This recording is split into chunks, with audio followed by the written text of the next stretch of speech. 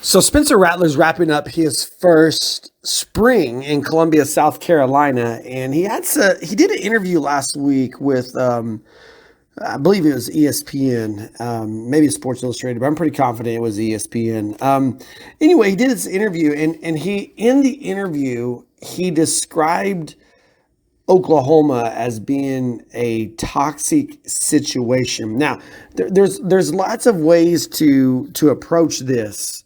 And I think the first way is to understand he described the situation, not the program, but the situation. And that situation was, I believe, his relationship with Lincoln Riley as it pertains to Caleb Williams. I think that was the situation that Spencer Rattler was talking about. And I think when you look at this, at first, you're as an Oklahoma fan, you're like, whoa, pump the brakes here, okay?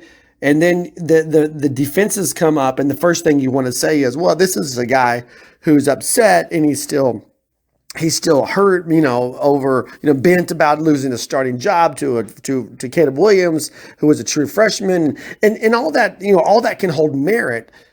And I think you can approach that line of thinking to a certain extent. But there's two undeniable things here that I don't think you can get around them. And probably there's three. But the two things that stand out is that clearly there was something different with Spencer Rattler. The Spencer Rattler that we saw in 2021 was not the same Spencer Rattler we saw in 2020.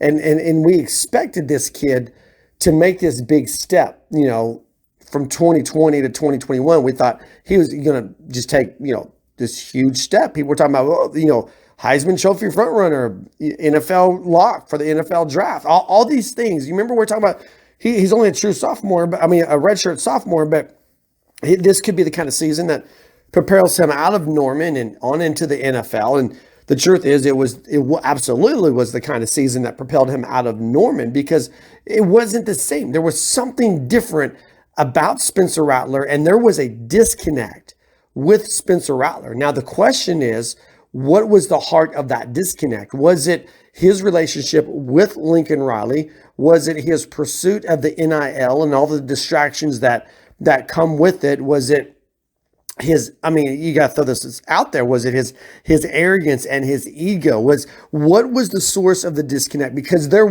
absolutely was a disconnect. You can't look at body language. You can't look at the way the team rallied to Caleb Williams and in ways that they didn't for Spencer Rattler. It was all different.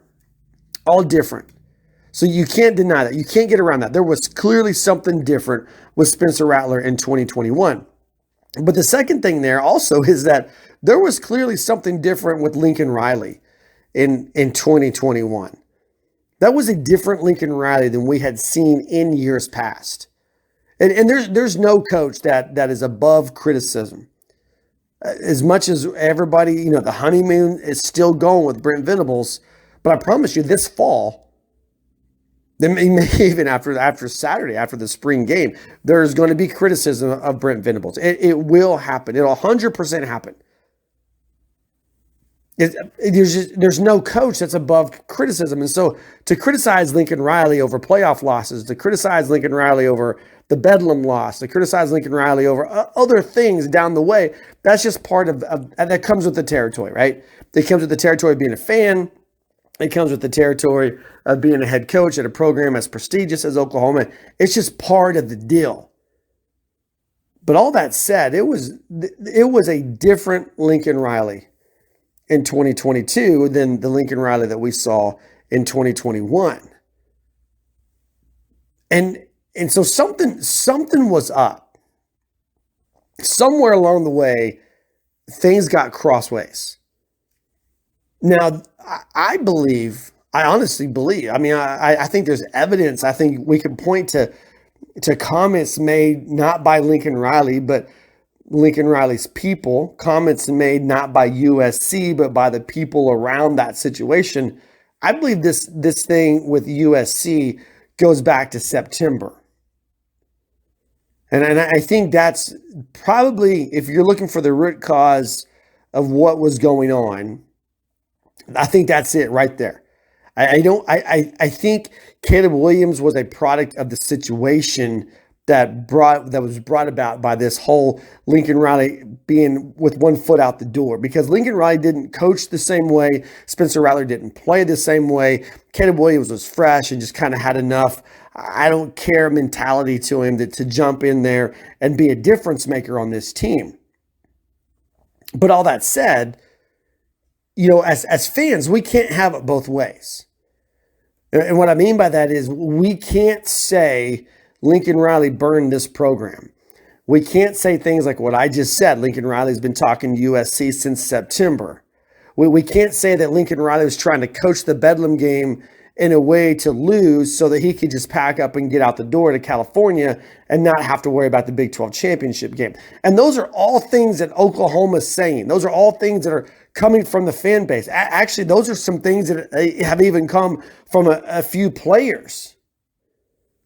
And so you can't have that and then be mad at Spencer Rattler for saying he got out of a toxic situation.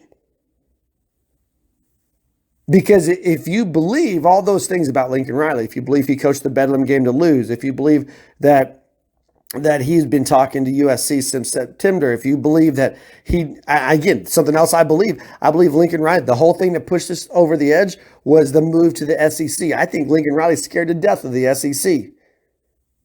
I think Lincoln Riley thought, man, I can go to the Pac-12 and I can be the big dog in the Pac-12. Then surprise, there's a new influx of coaches in the Pac-12 as well.